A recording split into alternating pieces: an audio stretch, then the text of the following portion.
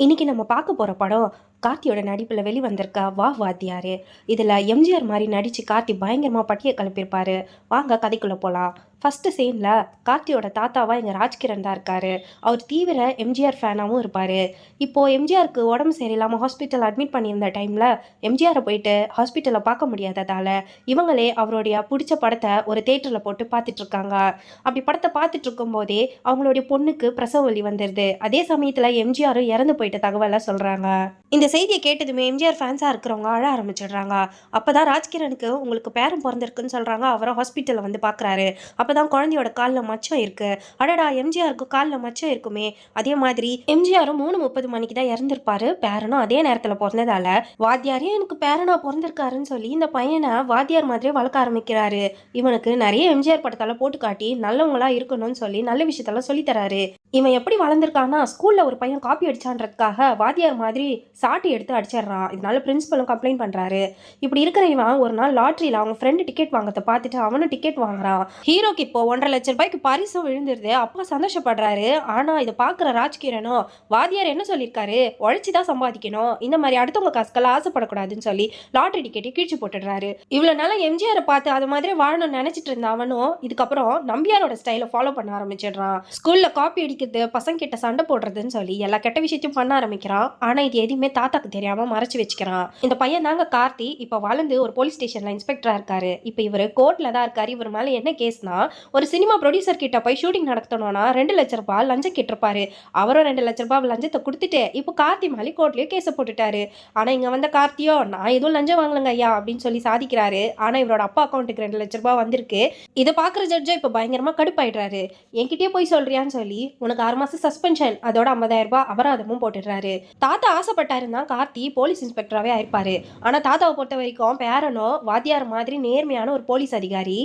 இங்க சத்யராஜ் வந்து மினிஸ்டரா இருக்காரு. சிஎம் கிட்ட போராட்டம் பண்ணிட்டு இருக்க மக்களை சில பேர் சுட்டுட்டாதான் அத்த இருக்க மக்கள்லாம் பயந்து இதுக்கப்புறம் போராட்டம் பண்ண மாட்டாங்க, அந்த இண்டஸ்ட்ரியும் தொடர்ந்து நடத்த முடியும்னு சொல்றாரு. ஆனா இதை கேட்டு சிஎம்ஓ பயப்படுறாரு. ஏன்னா அவர் கட்சிக்கு கெட்ட பேர் வந்துரும்னு. ஆனா இந்த இண்டஸ்ட்ரியில இருக்கிறவங்க எல்லாம் ஃபாரினர்ஸ். அதனால அவங்க இப்ப சிஎம்க்கு கோடிக்கணக்கில் பணம் தரதாகவும் சொல்லியிருப்பாங்க. இதை கேட்டதுமே சிஎம்ஓ ஒத்துக்கிறாரு. தாத்தா நியூஸ் பேப்பர் படிக்க கூடாதுன்னு சொல்லி அவர் கண்ணாடி எடுத்து காத்தி ஒழிச்சு வச்சிடறாரு. ஏன்னா அப்பதான் இவர் சஸ்பெண்ட் ஆன விஷயம் அவங்க தாத்தாக்கு தெரியாதான். இப்பதாங்க ஹீரோயினோட என்ட்ரி. இவங்களுக்கு ஒரு சூப்பர் ஸ்பெஷல் பவர் இந்த படத்துல காட்டுறாங்க. அது என்னன்னா, ஆன்மாக்களோட இவங்களால பேச முடியும். ஒரு நாள் நைட்ல நல்லா அழகா ட்ரெஸ் பண்ணிட்டு ரோட்ல நின்றுட்டு இருக்காங்க. இதை பாக்குற கார்த்தியோ இந்த மாதிரி அழகா ட்ரெஸ் பண்ணிட்டு நானும் ராத்திரில இங்க என்னமா பண்ணிட்டு இருக்க, வீட்டுக்கு போன்னு சொல்லி சொல்றாரு. ஆனா ஹீரோயினா சரியா பதில் சொல்லாம கிளம்பிடுறாங்க.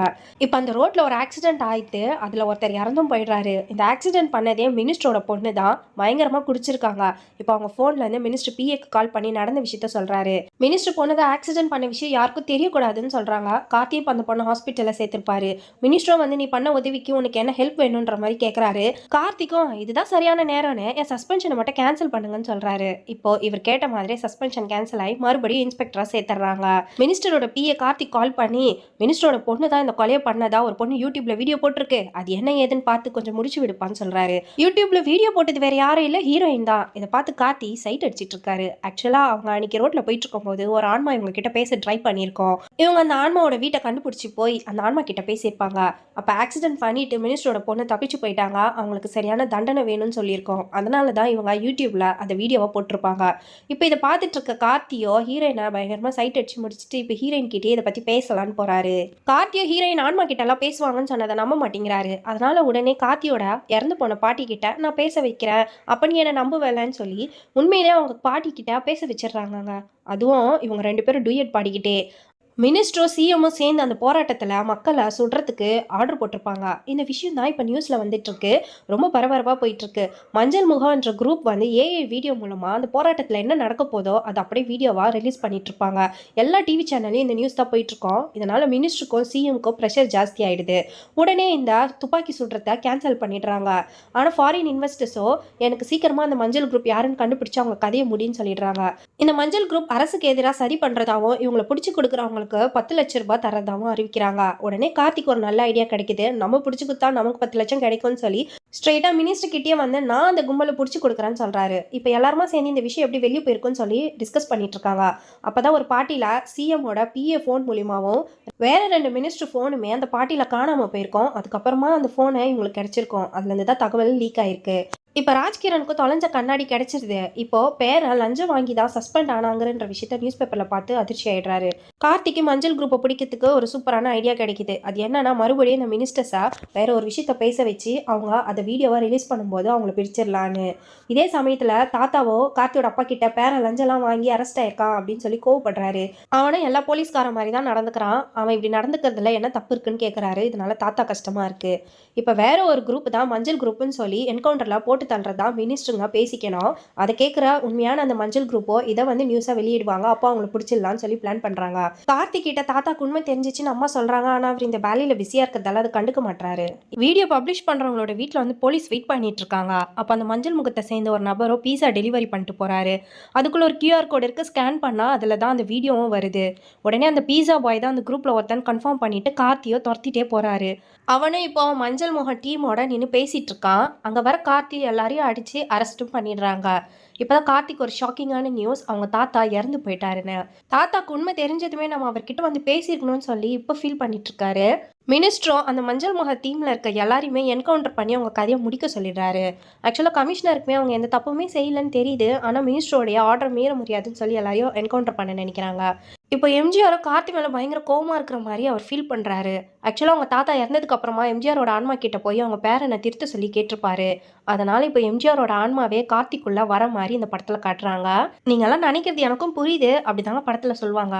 இப்போ அந்த பசங்க எல்லாரையும் என்கவுண்டர் பண்ண நினைக்கிறாங்க. அப்போ கரெக்டாக கார்த்தி எம்ஜிஆராக மாறி வராரு. அப்புறம் என்ன, வாத்தியார் ஸ்டைலில் எல்லாருக்கும் சவுக்கடி தான், அதாவது சாட்டியை வச்சு விளாசி எடுத்துடுறாரு. இந்த சீன்லலாம் கார்த்தி எம்ஜிஆர் மாதிரி பயங்கரமாக நடிச்சிருப்பாரு. இந்த சண்டையெல்லாம் பார்க்கணும்னு நினச்சிங்கன்னா படத்துலேயே போய் பாருங்க. நைட் ஆனால் கார்த்தியோட உடம்புல எம்ஜிஆர் வந்து அங்கே தப்பு செய்கிறவங்க எல்லாருக்கும் தண்டனை கொடுக்குறாரு. காலையில் கார்த்தியோ தண்ணி தொட்டிக்குள்ளேருந்து தான் எழுந்து வராரு. அவருக்குமே என்ன நடக்குதுன்னு ஒன்றுமே புரிய மாட்டேங்குது. நியூஸ் ஃபுல்லாக இப்போ இந்த வாத்தியாரை பற்றி தான் பேசிகிட்டு இருக்காங்க. மினிஸ்டர் கார்த்திகிட்ட அந்த மஞ்சள் முகம் குரூப்பை 10 டேஸ்க்குள்ளே பிடிச்சி கொடுக்க சொல்கிறாரு. அப்படி பண்ணால் இவருக்கு லைஃப் டைம் செட்டில்மெண்ட்டாக. கார்த்தியை இப்போ ஹீரோயினை பார்க்க வராரு. ஆனால் இவர்கிட்ட சில மாற்றங்கள்லாம் இருக்குது. அதை ஹீரோயின் நோட்டீஸ் பண்ணுறாங்க. இப்போ இவங்களோட குரு கிட்ட கூப்பிட்டு போகிறாங்க.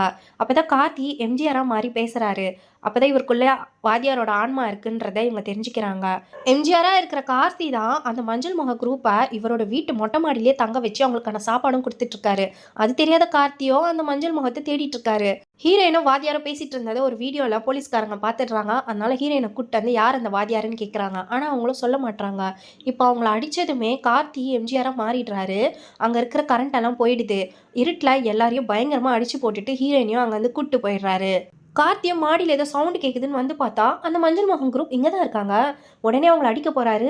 எம்ஜிஆரோட ஆன்மா வந்து கார்த்தி அடிக்க விடாம தடுத்தது. இப்போ வாத்தியாரோ ஹீரோயினை வர சொல்லி அங்கே இருக்கிறவங்க எல்லாரையும் பத்திரமா பார்த்துக்க சொல்லி ஒப்படைக்கிறாரு. இப்போ கார்த்திக்குமே வாத்தியாரோட ஆன்மா வந்து வந்து போனது ஃபீல் ஆகுது.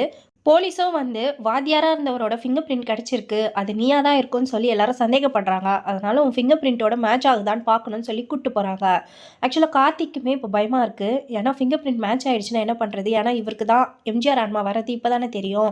அதனால் இதுலேருந்து எப்படி தப்பிக்குதுன்னு சொல்லி பயந்து ரெஸ்ட் ரூம் போகிறாரு. அப்போ வாத்தியாரோட ஆன்மாவும் வந்து உடனே அந்த மஞ்சள் முகம் குரூப் பசங்களுக்கு கால் பண்ணு, அவங்க உனக்கு ஹெல்ப் பண்ணுவாங்கன்னு சொல்கிறாரு. இப்போ அவங்களுமே வைஃபையோட உங்கள் ஃபோனை கனெக்ட் பண்ணுங்கள், மிச்சத்தை நாங்கள் பார்த்துக்குறோன்னு சொல்கிறாங்க. இவருமே போலீஸ் வைஃபையோட கனெக்ட் பண்ணிடுறாரு. இப்போ ஃபிங்கர் பிரிண்ட் வெரிஃபை பண்ணுறாங்க. முதல்ல மேட்ச் ஆச்சுன்னு காட்டும், ஆனால் உடனே அவங்க மேட்ச் ஆகலைன்ற மாதிரி செட் பண்ணிடுறாங்க. இதை பார்க்குற போலீஸ்க்குமே கன்ஃபியூஷனாக இருக்குது. அதுக்கப்புறம் மேட்ச் ஆகலைன்னு சொல்லி விட்டுடுறாங்க. இப்போது மினிஸ்ட்ரி என்ன பிளான் பண்ணியிருக்காருன்னு தெரிஞ்சுக்கணும்னா அவங்க பொண்ணோட ஃபோனை ஹேக் பண்ணணும்னு சொல்லி மஞ்சள் முக டீமில் இருக்கவங்க சொல்கிறாங்க.